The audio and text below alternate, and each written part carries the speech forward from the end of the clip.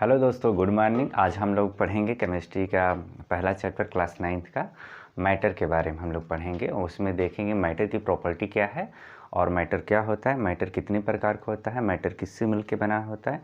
तो matter in our surrounding, तो you are looking a lot of things around you, okay, they are matter. तो first of you will try to define what is the matter, ठीक है।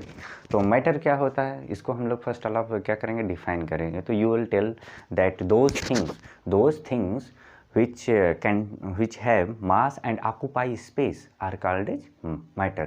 ऐसी चीज़ें जो क्या करती हैं, जो स्थान घेरते हो, जिसमें मास हो, द्रव्यमान हो, उसको क्या बोलते हैं, मैटर बोलते हैं, द्रव्य बोलते हैं, ठीक है।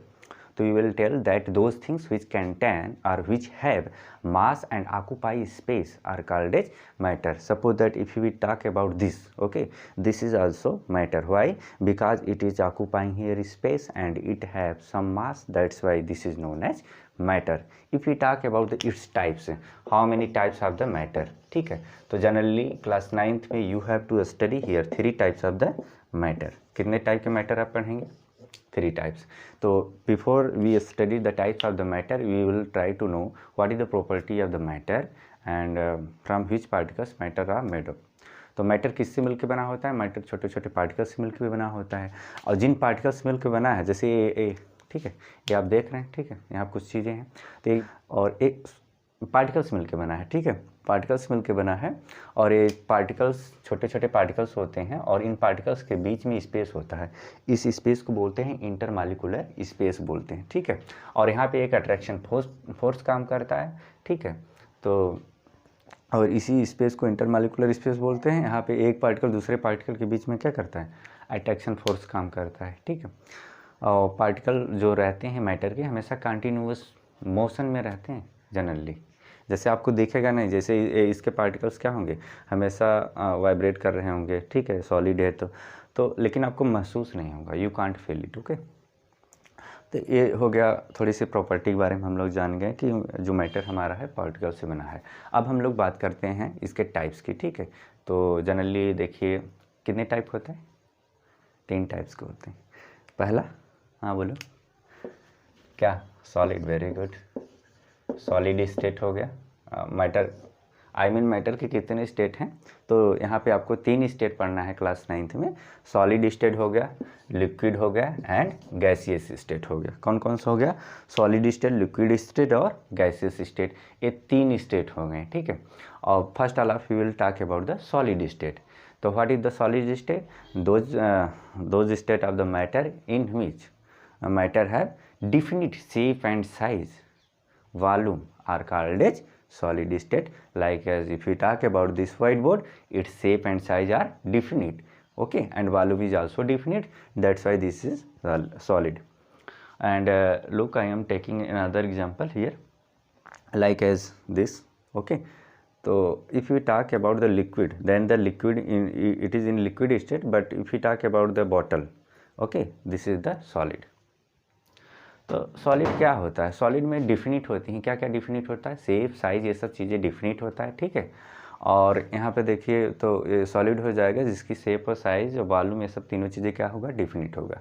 डिफिनिट मतलब निश्चित तो बदलेगा नहीं। जैसे इसकी जो बोर्ड देख रहे हैं, व्हाइट बोर्ड आप देख रहे हैं जनरली, तो इसका शेप वो नहीं बदलेगा। ऐसा नहीं कल मैं आऊँगा थोड़ा बड़ा हो जाएगा, छोटा हो जाएगा, इतना छोटा हो जाए मैं जेब में भर लूँ, ये होगा, नहीं होगा। तो फिक्स है, डिफिनिट है, ठीक है, इसकी शेप और साइज। और इसका वॉल्यूम इतना स्थान घेर रहा है ना, तो इतना ही घेरेगा। ऐसा नहीं कल पूरा रूम में घेर ले या इतना स्थान घेरे कि जेबों में कहीं लेके टहलो, कुछ होगा नहीं ना। तो इसलिए क्या है, सॉलिड स्टेट हो गया। फिर से एक बार डिफिनीशन सुन लीजिए, listen again the definition of the solid state. Those state of matter in which substance have definite shape, size and volume are called as solid state. Now we will talk about the liquid state. तो liquid state में आप देखेंगे, जैसे पानी की बात करते हैं, उसको जिस बॉटल में, जिस कंटेनर में उसको रखा जाएगा, उसी का शेप क्या करेगा, एक्वायर कर लेता है, ठीक है। जब उसी का शेप एक्वायर कर लेगा तो जनरली उसको क्या कहेंगे, वो शेप उसका बदल रहा है, शेप उसका बदल रहा है। जो इसकी वॉल्यूम होती है वो डिफिनिट होता है। लिक्विड में क्या डिफिनिट होता है, वॉल्यूम। इसका आयतन जो रहता है डिफिनिट होता है, फिक्स रहता है, वो बदलता नहीं है।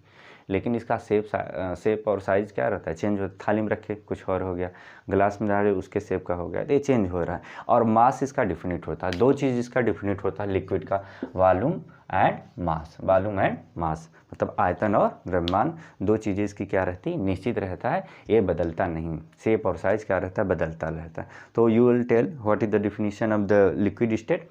You will tell that those state of the matter in which volume and mass are definite but there is no definite in the shape and size are called as liquid state। ऐसा जो matter का ऐसा state जिसमें क्या हो, जिसमें ये हो कि उसकी शेप और साइज तो बदल रही है लेकिन वॉल्यूम एंड मास नहीं चेंज कर रहा है, तो उसी को क्या बोलेंगे, लिक्विड स्टेट बोलेंगे। बहुत सिंपल सी बात है। इसमें तीनों क्या था, डिफिनिट, और यहाँ पे दो डिफिनिट है। अब यहाँ पे कितना डिफिनिट रहेगा, सिर्फ और सिर्फ एक, कौन, मास। गैसेस स्टेट की अगर बात करें तो वॉल्यूम भी चेंज होता रहता है। जैसे एक मान लीजिए आपने सेंट लेके आया, ठीक है, या तो कोई गैस है, मान लो गैस बॉटल में है, सिलेंडर में है मान लीजिए, ठीक है, सिलेंडर में जो खाना बनाते हैं ना, एलपीजी गैस, तो वो है, उसको खोल दिया पूरे कमरे में महकेगा, पड़ोस तक चला जाएगा, तो उसकी वॉल्यूम में क्या हो रहा है, इंक्रीजमेंट हो रहा है। पहले तो छोटे बॉटल में था, ठीक है, या सिलेंडर में था, छोटे सिलेंडर में था, तो लेकिन फिर क्या हुआ, कुछ टाइम बाद पूरा फैल रहा है। जब फैल रहा है तो उसका वॉल्यूम क्या हो रहा है, चेंज हो रहा है। शेप एंड साइज तो चेंज होगा। अभी पंप भरते हैं टायर में गया है ना हवा, तो टायर शेप हो गया, वहाँ से निकला फिर इन्वायरमेंट में चला गया, तो इसके वॉल्यूम और शेप एंड साइज सब बदल रहा है। सिर्फ एक ही चीज़ निश्चित है, डिफिनिट, क्या है, मास। मास नहीं चेंज होता, जितना मास रहेगा उतना ही रहता है। तो अब बताएंगे गैसेस स्टेट क्या है। Those state of the matter in which only mass is definite, there is no definite in the volume and shape and size are called as gaseous state। तो द्रव्य की वह अवस्था जिसमें सिर्फ और सिर्फ क्या हो, द्रव्यमान क्या हो, निश्चित होता है, और आयतन उसका शेप और साइज चेंज होता रहता है, उसको बोलते हैं गैसेस स्टेट। ये हो गई तीन स्टेट आपके मैटर के, ठीक है।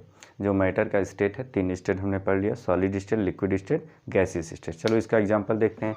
ऑक्सीजन गैस, नाइट्रोजन गैस, जितनी भी गैसेस है सब किस स्टेट में है, गैसेस स्टेट में। लिक्विड में क्या है, पेट्रोल है, वाटर है, ठीक है, पेट्रोल है, वाटर है, और आपका सैनिटाइज़र हो गया, और टी वगैरह हो गई, कॉफ़ी हो गई, सब किस में आ जाएंगे, लिक्विड स्टेट में आ जाएंगे। स्प्राइट हो गया, कोल्ड ड्रिंक हो गई, ठीक है, कप के जो सिरप वगैरह हैं वो भी किस में आ जाएंगे, लिक्विड स्टेट में आ जाएंगे। सॉलिड स्टेट में तो बहुत सारी चीज़ आपके घर में दिख रही है, जहाँ बैठे हैं देखिए आसपास में कितना सॉलिड है, थोड़ा बताइएगा कितना सॉलिड दिख रहे हैं आप, ठीक है। ये हो गया। अब हम लोग पढ़ेंगे इसमें कि सब्लिमेशन क्या है। सब्लिमेशन देखिए, जब कोई सॉलिड बिना में जाए क्या किस में चेंज हो, गैस में, तो उसको सब्लिमेशन बोलते हैं, सब्लिमेशन प्रोसेस को।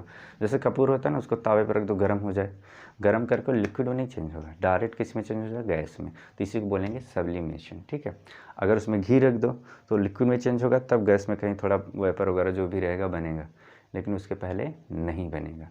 तो लेकिन अगर कपूर रखेंगे तो सॉलिड से डायरेक्ट किस में चेंज हो जाएगा, गैस में, बिना द्रव्य अवस्था में गए, बिना लिक्विड स्टेट में गए, तो इसी को बोलेंगे सब्लिमेशन बोलते हैं। अब थोड़ा सा इसमें ये देख लेते हैं कि क्या जो है मैटर अपने स्टेट को चेंज कर सकता है, अपनी अवस्था को। जैसे सॉलिड क्या लिक्विड बन सकता है, गैस बन सकता है। देखो जैसे वाटर है, उसको सॉलिड में क्या रहता है, बर्फ़ रहता है, थोड़ा हीट करेंगे धीरे धीरे उस मेल्ट हो जाएगा, मेल्ट होने के बाद क्या बना लेगा, लिक्विड बना लेगा। जब लिक्विड बन जाएगा फिर मेल्ट करेंगे तो किस में चेंज हो जाएगा, सॉरी हीट करेंगे तो किस में चेंज हो जाएगा, वेपर में। तो जल जो है तीनों अवस्थाओं में पाई जा रही। हाँ, इसका मतलब है चेंज किया जा सकता है। जैसे गैसेस को हाई प्रेशर में और लो टेम्परेचर में अगर रखा जाए तो लिक्विड फॉर्म में आ जाती हैं, ठीक है, बहुत सारी गैसेज ऐसे हैं। और देखिए इसमें एक चीज़ और आपको पढ़ना है, इवापोरेशन पढ़ना है। तो इवापोरेशन क्या होता है, जब बॉइलिंग पॉइंट वाटर का जनरली कितना होता है बताइए। हाँ, आपने सही बताया, 100 degree Celsius. You told me right answer, 100 degree Celsius. जो वाटर का बॉइलिंग पॉइंट होता है 100 डिग्री सेल्सियस होता है, ठीक है। जब 100 डिग्री सेल्सियस होता है, अगर इसको क्या करेंगे, गर्म करेंगे। जब गर्म करेंगे पानी को तो वेपर में चेंज होगा, ठीक है, ये तो ठीक है।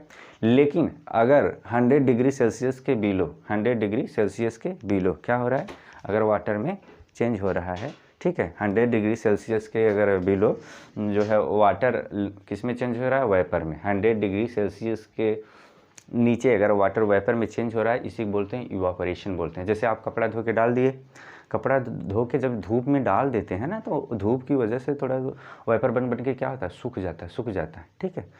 तो हम लोग क्या जाने इवापोरेशन क्या है, तो आप बोलेंगे जब वाटर वेपर में चेंज होता है, ठीक है, 100 डिग्री सेल्सियस के नीचे, ये टेम्परेचर होना चाहिए, कंडीशन कितना नीचे, 100 डिग्री सेल्सियस के नीचे, उसी को क्या बोलते हैं, इवापोरेशन बोलते हैं।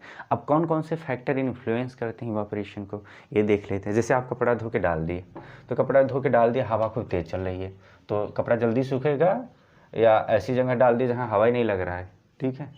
जनरली क्या है, अगर विंड की स्पीड अगर तेज़ हो जाए तो इवापोरेशन की रेट क्या है, वो भी तेज़ हो जाएगी, ठीक है। और एक बात है टेम्परेचर हो गया, विंड की स्पीड हो गई, ठीक है, और ह्यूमिडिटी हो गया, और ये फैक्टर देखिए सरफेस एरिया हो गया, सरफेस एरिया है ना। देखिए क्या क्या है, टेम्परेचर है यहाँ पे, देखिए स्पीड ऑफ विंड है, ह्यूमिडिटी है, और सरफेस एरिया है। ये क्या है, इतनी चीज़ें अगर जो है वहाँ पे क्या हो रही हैं, देखिए अब 1 बाय 1 हम लोग को देख लेते हैं। अगर टेम्परेचर बढ़ाएंगे जनरली, तो इवापोरेशन की रेट क्या होगी, तेज़ हो जाएगी। जैसे ठंडी में कपड़ा धो के आप सुखा रहे हैं, और अगर गर्मी में सुखा रहे हैं, तो गर्मी वाले कपड़े क्या होते हैं, जल्दी सूख जाते हैं, क्योंकि वहाँ पर टेम्परेचर ज़्यादा रहता है। और यहाँ पर ठंडियों में टेम्परेचर कम होने की वजह से कपड़े क्या होते हैं, लो, ठीक। क्यों सूखते हैं कम, क्योंकि इवापोरेशन की रेट क्या directly proportional to the temperature बढ़ता जाएगा, इवापोरेशन हमारा क्या होगा, तेज़ हो जाएगा। अब स्पीड, विंड की स्पीड की बात करते हैं, तो अगर हवा की स्पीड क्या होगी, तेज़ हो जाएगी, हवा की स्पीड क्या होगी, तेज़ हो जाएगी, तो इवापोरेशन रेट भी क्या हो जाएगा, तेज़ हो जाएगा आपका। उसमें जल्दी वेपर बनने लगेगा, जल्दी, और कपड़े जल्दी सूख जाएंगे, या जो भी चीज़ें रहेंगी जल्दी, जैसे तालाब का पानी भी जल्दी ख़त्म हो जाएगा गर्मियों में। ह्यूमिडिटी क्या है, अगर हवा में पानी की मात्रा ज़्यादा हो जाती है, या पानी की मात्रा को ह्यूमिडिटी बोलते हैं, तो ह्यूमिडिटी जैसे जैसे इन्वायरमेंट में बढ़ती जाएगी, रेट ऑफ इवापोरेशन क्या होगा, डिक्रीज हो जाएगा, कम हो जाएगा, ठीक है। जैसे कभी कभी मौसम देखिए चिपचिपा रहता है, तो कपड़े सूखते नहीं जल्दी, भले धूप रहे, तो उस समय ह्यूमिडिटी इन्वायरमेंट में बढ़ जाती है। अगला है सरफेस एरिया बढ़ाएंगे, इवापोरेशन की रेट क्या हो जाएगी, तेज़। जैसे कपड़ा धो के ऐसे मुड़ेर के रख दो, ठीक है, तो क्या होगा, सूखेगा नहीं, लेट सूखेगा। अगर उसको फैला के रख देंगे, ठीक है, तो क्या हो जाएगा, थोड़ा जल्दी सूख जाएगा और बेटर सूखेगा। जल्दी सूख जाएगा मतलब रेट ऑफ इवापोरेशन क्या है, ठीक है। और एक चीज़ देख लेते हैं, हम लोग गर्मियों में कॉटन के कपड़े क्यों पहनते हैं। गर्मियों में कॉटन के कपड़े इसलिए पहना जाता है कि उसमें रेट ऑफ इवापोरेशन अच्छा होता है।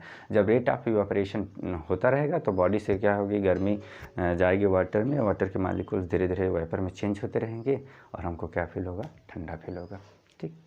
और इसके बाद हम लोग जो भी बचा है टॉपिक हम लोग कल पढ़ लेंगे, ठीक है। बाय तब तक के लिए, हाँ।